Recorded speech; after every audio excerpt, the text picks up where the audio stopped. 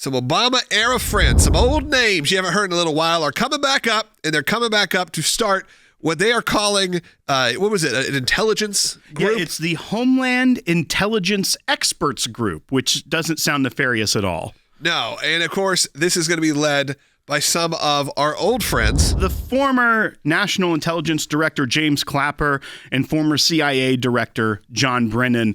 These two individuals, we've had a long history of talking about because it's like a blast from the past when you hear about this, but they were instrumental in propagating such hoaxes on the American people like Russiagate. The classics. They were signatories to the letter that said, don't look at that Hunter Biden laptop. Nothing to see there. That is absolutely Russian disinformation. So they love to interfere in elections here domestically, probably abroad as well, because they were former CIA and former DNI under Obama, and we know his history with that as well.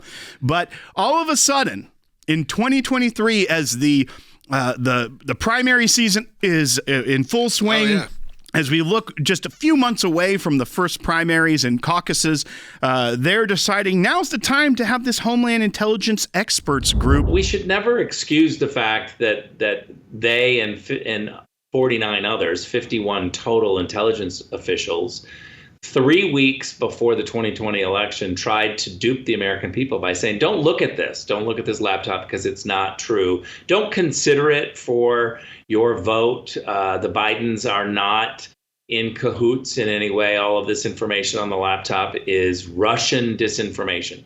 That's exactly what they're saying. And I'll finish with this, Logan.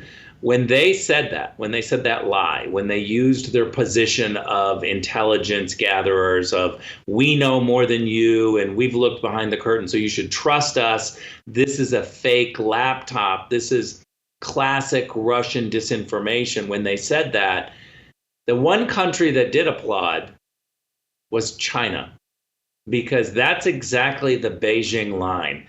Look over there at Russia. Well, the Chinese are literally creating a crisis of epic proportions for the American people. We know the moves that they made just months ago with the Disinformation Governance Board, where they were trying to get involved with the speech of Americans. And now you have former spy chiefs that Department of Homeland Security is putting on this intelligence experts group.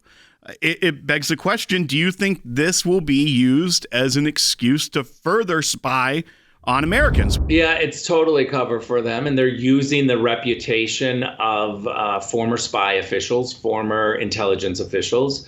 And that's what's sad to me. I mean, look, this is all a swampy Washington, D.C.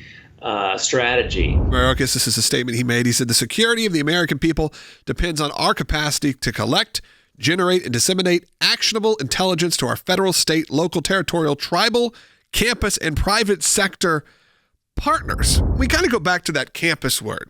You know what? One of the biggest things that's scary, I think, for the Democrats coming up and the more liberal left, the more hardcore liberal left, is that from what I've seen in my personal life and my friends who have kids that are high school age, coming out of high school now, is they are not the generation of what just came up. They are now the antithesis of that. When you have songs like Your Richmond, North of Richmond, you look at the people that are there. We watched a video last night, and you see that those are mostly 17-year-olds that are there, 17 to 20 college-age kids. You go, what's happening in this country? And it is a rebuke of what they had to grow up in. Right. And that obviously happens. The pendulum swings. It swung in the 60s, swung in the 70s to disco, 80s came back roaring with Reagan. This happens back and forth, and they're scared. And what they're going to be able to do is if they can actually have the right to go into these campuses and stop sort of the move in society before it gets going. To your point, the intelligence they would gather from campuses isn't, although we know that China is very active on U.S. college campuses, they seem to overlook that. But I feel like they would be more concerned about conservatives, economic policy that is more conservative, things like that are coming out of the campus instead of the threat of China that's been there forever. What really makes me angry is that the fourth estate, the media that we're supposed to trust, they're totally in the bag for these propagandists. They want the ruling party to win.